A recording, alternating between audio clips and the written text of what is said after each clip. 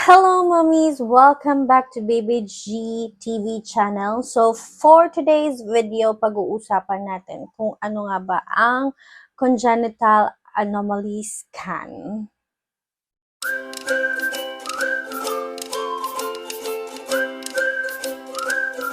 So, ang congenital anomaly scan, guys, is also known as a mid-pregnancy scan. Takes a close look at your baby and your womb. So, dito nyo malalaman kung, wait lang.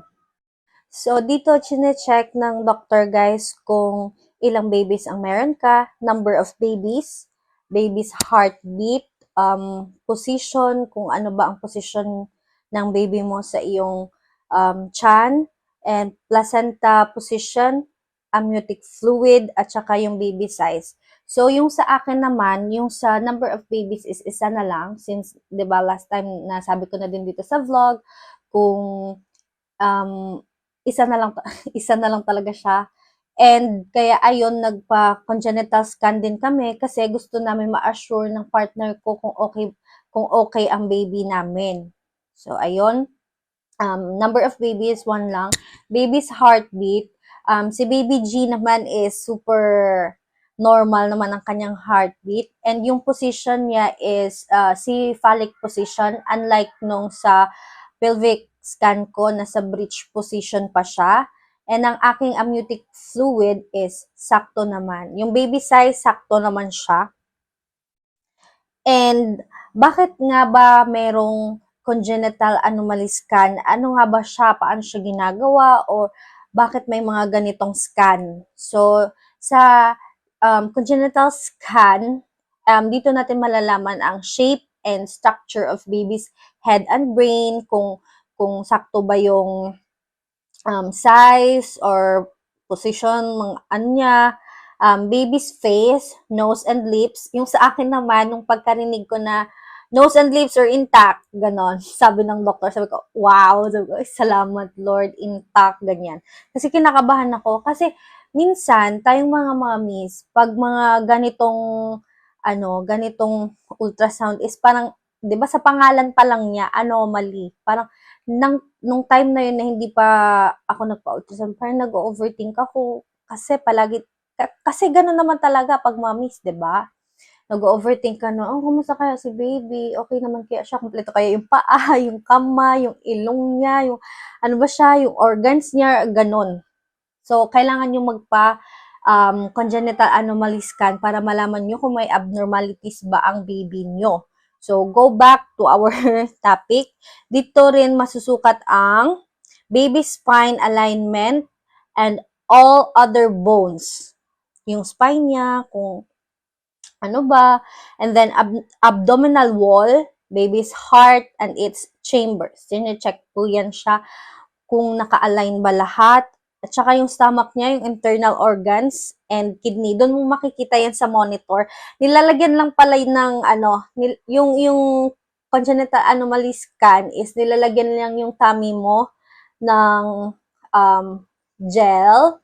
Tapos, meron siyang device na ginagamit doon. Tapos makikita mo na siya sa monitor kung yung baby mo, kung ano ba yung yung heart niya, yung makikita mo doon lahat.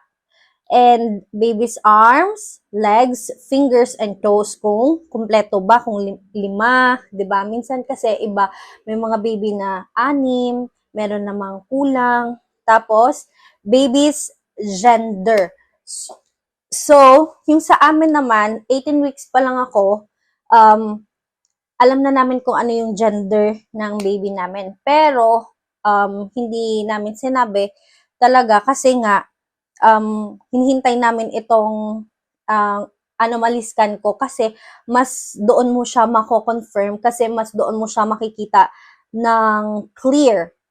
So, in my case, confirmed talaga na ganun ang gender sa unang scan ko. So, bakit nga ba kami nagpa-congenital anomaly scan? Kami ng partner ko kasi gusto talaga namin malaman kung ano nga ba ang update sa baby and all. Kasi nga, di ba, we're having twins, tapos naging isa na lang siya. Kaya much better na magpa-ultrasound para malaman mo kung ano yung condition ng baby mo sa loob ng tiyan.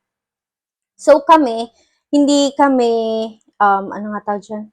Hindi kami, kami yung nag-request sa bago naming OB na personal request namin yon na magpa-scan kami ng partner ko to assure na okay ang baby sa loob ng tiyan. So, ayun naman guys, so far, my overall result is okay naman siya, healthy naman ang aking baby and walang abnormalities na nakita or structural abnormalities na nakita sa baby ko. And super thankful kami ng partner ko na he is okay.